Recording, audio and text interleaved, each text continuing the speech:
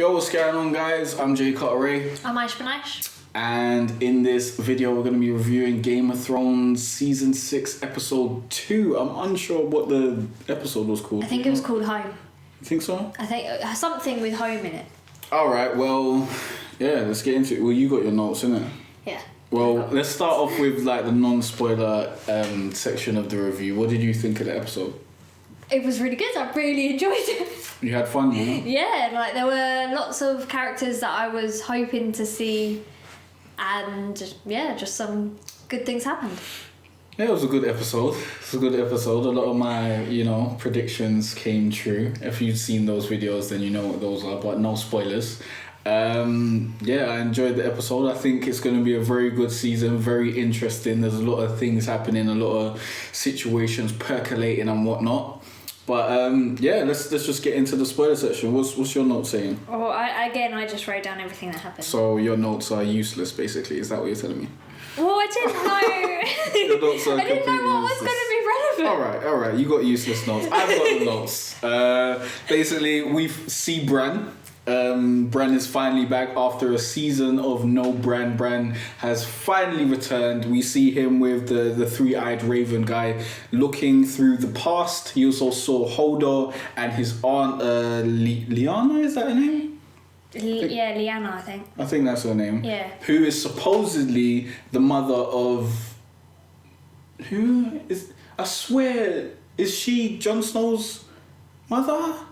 Maybe? Yes, apparently she's Jon Snow's mother. So if that is the case, if those rumours are true, then maybe Bran's going to find that out, and that'll be where that is revealed. Because we did see her in a flashback.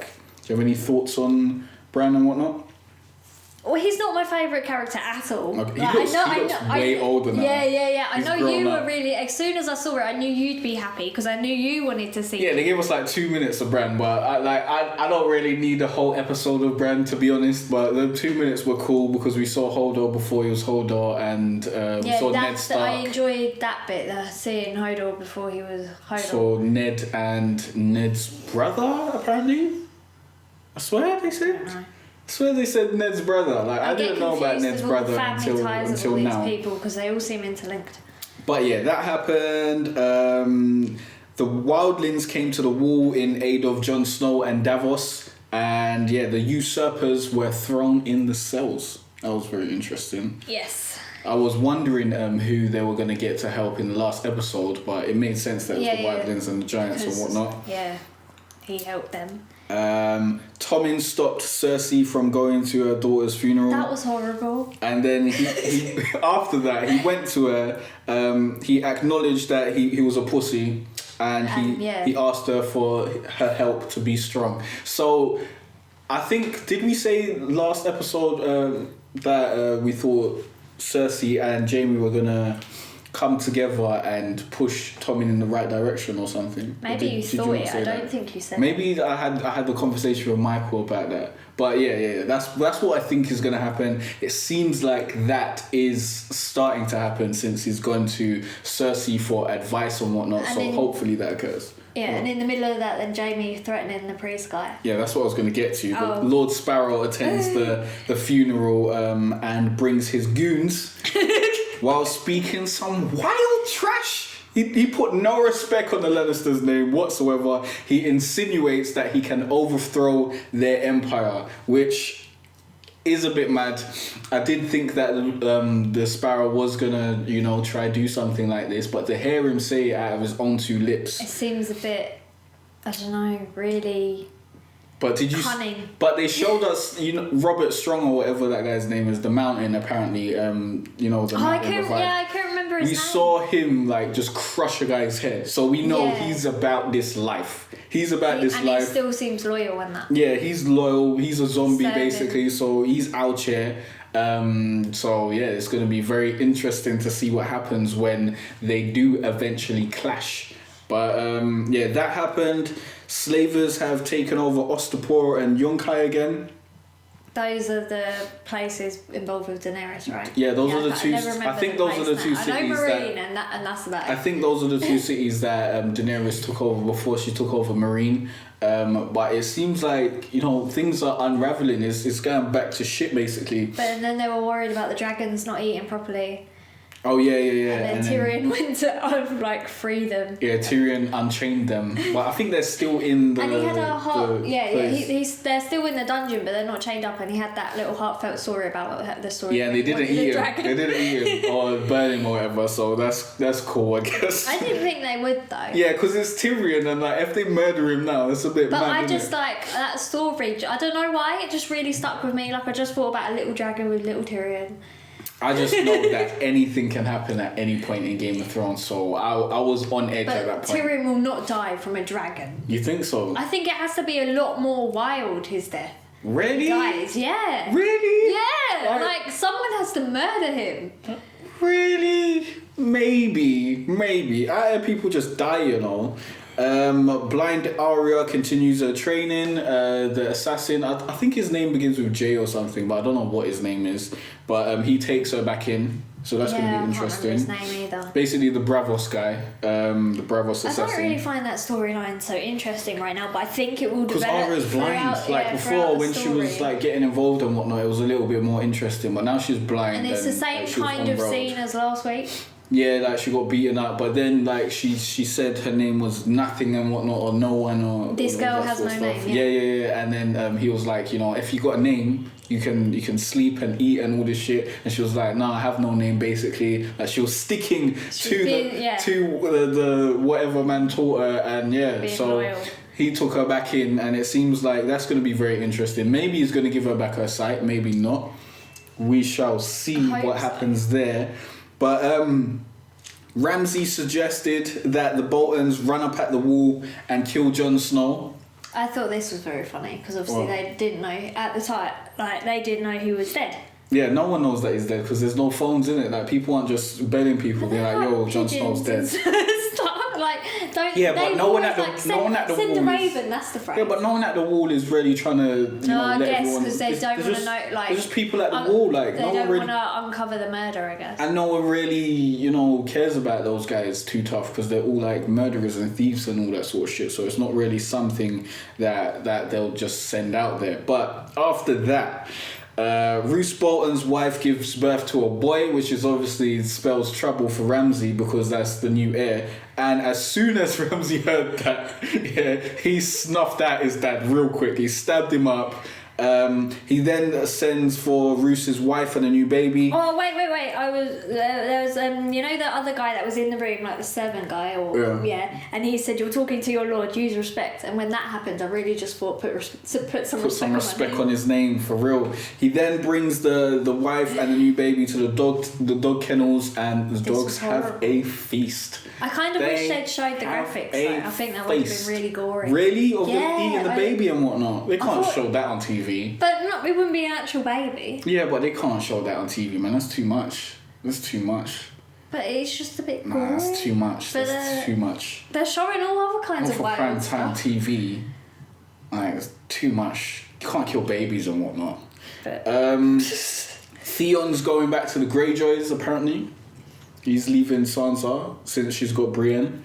So I guess that might turn into something. Also, Lord Greyjoy got thrown over and I thought Theon was from the Iron Islands, but I didn't realise Greyjoys and the Iron Islands people are the same people. Okay. I don't know. I know the families, but I don't always know their names and stuff. Lord Greyjoy was murdered by his brother, who I'm assuming is Euron Greyjoy, who I've heard about in other YouTube videos about the predictions and whatnot, and people who've actually read the books. I haven't read the book, so I have no clue who this guy is, but I swear he's a wild guy. But they didn't actually say his name, so he could be anyone, but I'm assuming he's Euron Greyjoy at this moment. I'll take your word for that, but yeah, he just tried to basically tipped him off a bridge, innit? Shit, I'm hoping. Where are we? We're at 9 minutes, so hopefully the camera has not stopped recording yet. You know what, let me go stop it and be right back. So, the last part, Lord Davos asked the Red Woman to bring Jon Snow back from the dead. Like, when I saw this, I was like, first of all, the Wildling captain guy was saying, we're going to burn his body. And I heard from a friend that when they burn his body, he's going to come back to life, innit? Because he's related to Daenerys and all this sort of shit, which is a theory that's out there. It's not confirmed. But I was thinking, if they do that, then they're confirming it straight away. So that's maybe they wanna keep that under wraps for a little while. But I think how they put this out though was really good. Like the Red Woman said, former Lord.